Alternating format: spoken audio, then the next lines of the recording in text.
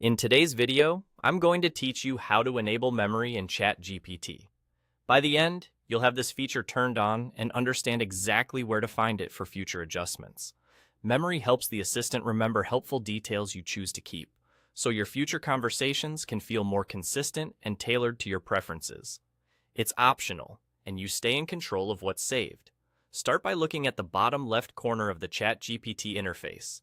This is where your profile area lives. Click your profile to open the menu. From there, choose Settings. The Settings window is where all your key controls live, grouped into sections so you can quickly find what you need. In the Settings window, select Personalization. This section focuses on how ChatGPT adapts to you and your usage, so it's the right place to enable memory. Once you're in Personalization, scroll down until you see the Memory section. It may be a little lower on the page, so keep scrolling until it comes into view.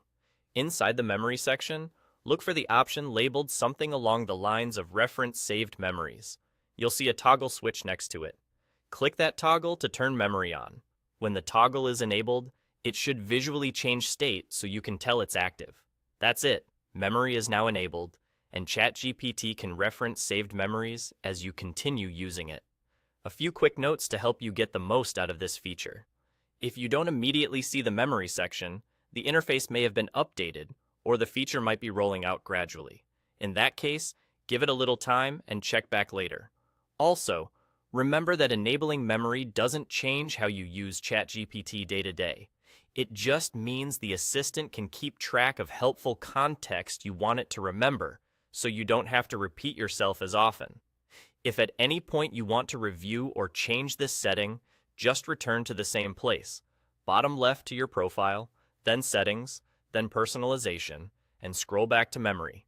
You control whether this is on or off, and you can revisit this section whenever you need.